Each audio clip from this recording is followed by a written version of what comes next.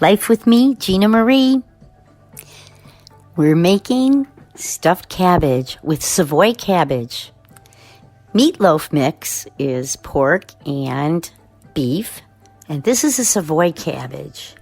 It's sweeter and more tender than the regular cabbage. We're going to need a cup of cooked rice that's room temperature,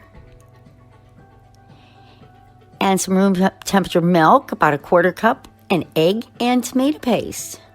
I'm using minute rice. It's light and fluffy, and I'm going to start that now while I mix my mixture that's going to go in with the meat and rice, which is the egg, about a tablespoon of tomato paste, and that quarter cup of milk.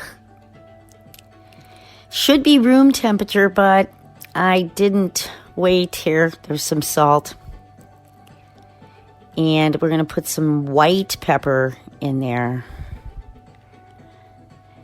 And I'm going to mix this up, but because my tomato paste and milk was not room temperature, it's not going to mix very easily. But it's going to sit around for a little bit while I get everything else together. So we'll mix it the best we can, and it will melt and get room temperature as we go on with the recipe here. My mother didn't use Savoy cabbage. I started using it, I don't know, a couple years back. Usually make it in the crock pot at 4 hours on low. But today I'm doing it in the oven. Our rice is done. We want to get the rice and put it in the bowl magically.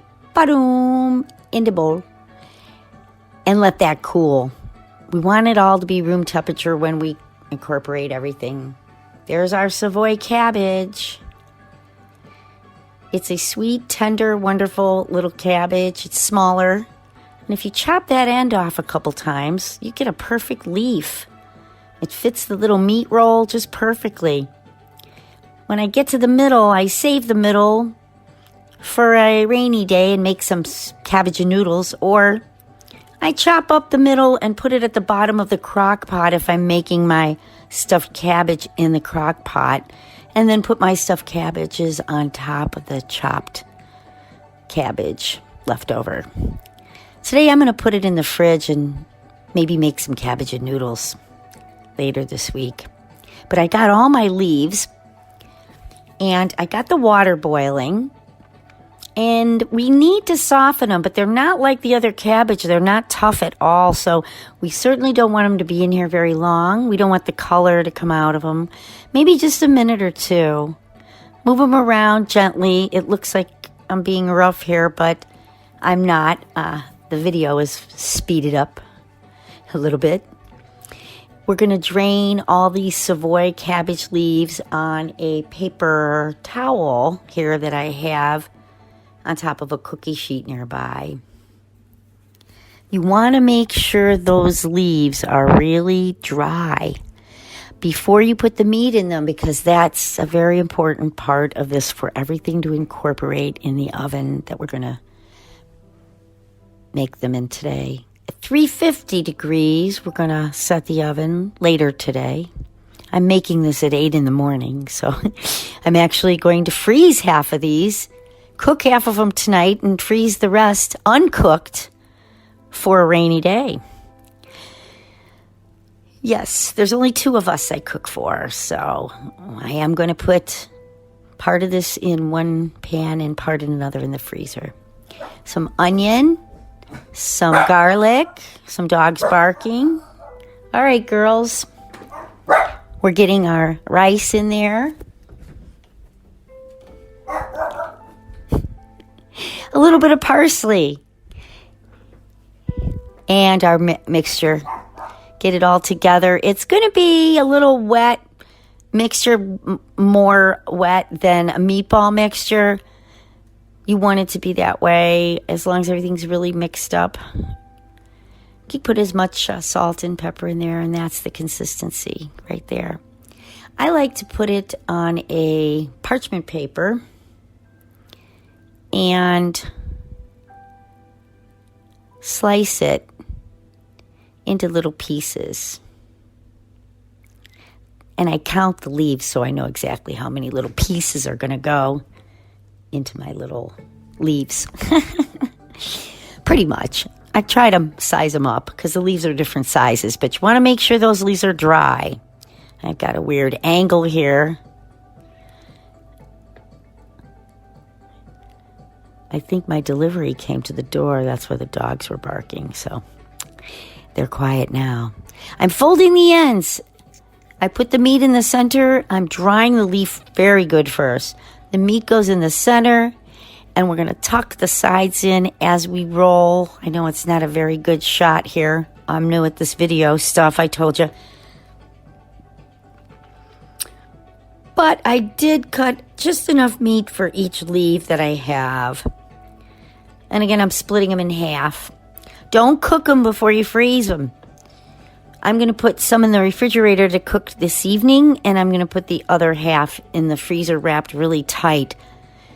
I'll even have enough sauce, and I'll wrap that separately in a container in the freezer.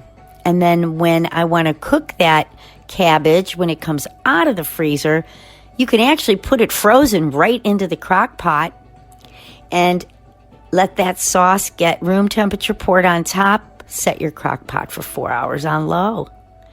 We're going to do an hour in the oven, 350 degrees. There they are. But we need our topping, our tomato sauce. Crushed tomatoes, the big can. Again, this makes for 2. Well, I'm cooking for 2, so for me, it's 2 meals. I'm going to put some lemon in there. And Worcestershire, just a couple of little squirts. I usually put brown sugar, a couple tablespoons, but we're cutting that out because of glucose levels. We want to keep our sugar like at a minimum. So the sweet red tomatoes, the sweet Savoy cabbage, it'll be just perfect. We won't need all that sweetness with the sugar. We don't miss it anymore. We've pretty much cut it down. And we're going to put the sauce in the bottom of my glass baking dish here for the cabbages that I'm going to make this evening for dinner.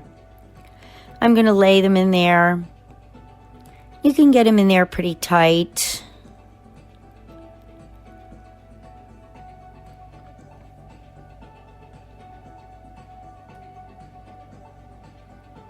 There they go.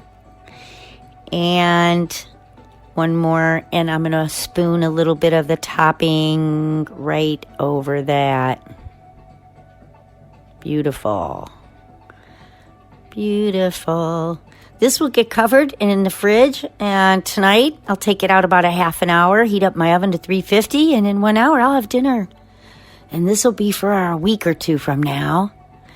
I'm going to put it right in there on a parchment paper and cover it real tight with saran, and in the freezer it goes. I have extra sauce. I'm going to label that too because I've got a lot of different sauces in my freezer, but that's my topping for the stuffed cabbage. Enjoy.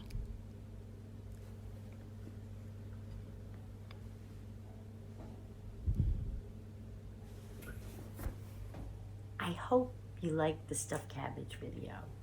Enjoy eating it as much as we do.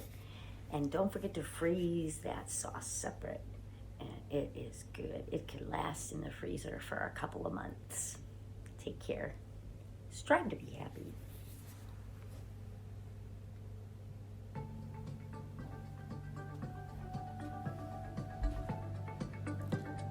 Strive to be happy.